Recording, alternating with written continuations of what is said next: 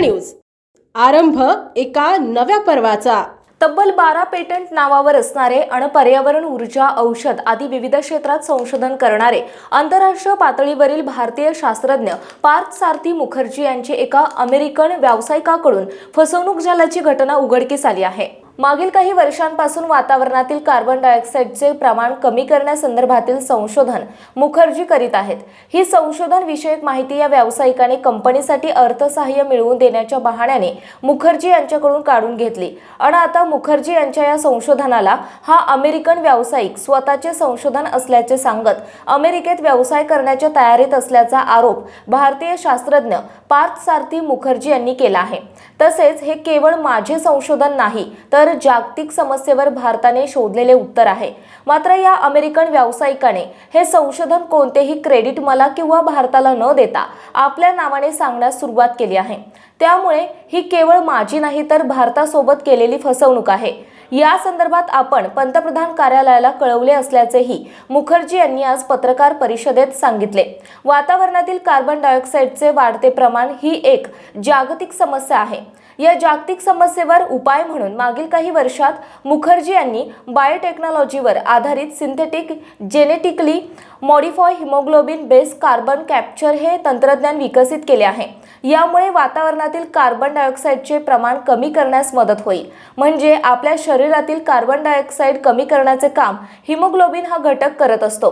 त्यामुळे वातावरणातील कार्बन डायऑक्साईडचे प्रमाण कमी करण्यासाठी कृत्रिमरित्या हिमोग्लोबिन कसा तयार करता येईल या विषयक संशोधन मुखर्जी यांनी विकसित केले आहे। काही वर्षांपूर्वी मुखर्जी हे US congress committee for carbon utilisation and resource कॉन्फरन्ससाठी अमेरिकेत गेले होते। तेथे मुखर्जी यांनी आपले संशोधन मांडले। तसेच या संशोधनातून मुखर्जी यांनी शेतजमिनीची उत्पादन क्षमता वाढवण्यासाठी उपयुक्त असा एक घटक निर्माण केलेला आहे। यामुळे या संशोधनाचा जगाला दुहेरी उपयोग होणार आहे। हे तंत्रज्ञान प्रत्यक्षात आणण्यासाठी बेंगलोर येथील काही बायोटेक्नॉलॉजी कंपन्यांशी चर्चा सुरू असताना मुखर्जी यांची या अमेरिकन व्यावसायिकांशी ओळख झाली। यावेळी मुखर्जी आपल्या संशोधनाचे पेटंट मिळवण्याच्या तयारीत होते, पण या व्यावसायिकाने मुखर्जी यांना आपण या संशोधनावर आधारित एका मोठा भागीदारी व्यवसाय सुरू करू असे आश्वासन देत मुखर्जी यांना संशोधनाचे पेटंट मिळवण्यापासून थांबवून ठेवले।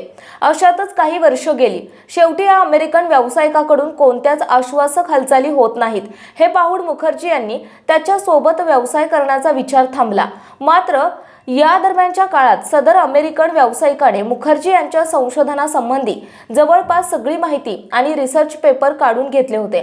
त्यामुळे मुखर्जी यांच्या सोबतचा संपर्क तुटल्यानंतर आता हा व्यावसायिक एका अमेरिकन विद्यापीठाशी करार करून मुखर्जी यांच्या संशोधनावर आधारित प्रकल्प सुरू करणार असल्याची माहिती समोर आली आहे। वातावरणातील कार्बन डायऑक्साईडचे वाढते प्रमाण या जागतिक समस्येवर उपाय भारतीय शास्त्रज्ञ पार्थ सारथी मुखर्जी यांनी विकसित केले असून याचे सर्व पुरावे मुखर्जी यांच्याकडे आहे। मुखर्जी यांच्याकडून या अमेरिकन व्यावसायिकाने मुखर्जी यांच्या संशोधन विषयक सर्व माहिती घेऊन फसवणूक केल्याचे पुरावे आहेत। भारतीय शास्त्रज्ञ पार्थ सारथी मुखर्जी यांनी विकसित केलेले तंत्रज्ञान या अमेरिकन व्यावसायिकांच्या माध्यमातून जगासमोर आल्यास हे मुखर्जी यांचे आणि पर्यायाने भारताचे अपयश असेल। त्यामुळे भारत सरकारने यामध्ये लक्ष घालावे। योग्यता असूनही योग्य संधी न मिळाल्याने किंवा सरकारी यंत्रणांच्या उदासीनतेमुळे भारतातील संशोधक शास्त्रज्ञ देशाबाहेर गेल्याचे अनेकदा दिसून आले आहे। असे प्रकार टाळण्यासाठी आणि माझी जशी फसवणूक झाली ते रोखण्यासाठी सरकारने संशोधन क्षेत्राला वाव मिळेल असे धोरण तयार करणे आवश्यक आहे। सदरील संशोधनात अमेरिकन व्यावसायिकाने फसवणूक केल्याने हे संशोधन फक्त अमेरिकेच्या नावावर जाण्याचा धोका नसून या निमित्ताने होणारी रोजगार निर्मितीही आपण गमावून बसलो आहोत। सरकारने सहकार्य केल्यास या गोष्टी टाळता येणे शक्य होईल। पुणे शहरातील आणि जिल्ह्यातील महत्त्वाच्या आणि ताज्या बातम्या पाहण्यासाठी आजच आमच्या आरंभ पर्व न्यूज चॅनलला YouTube वर सबस्क्राइब करा आणि बेल आयकॉन प्रेस करा।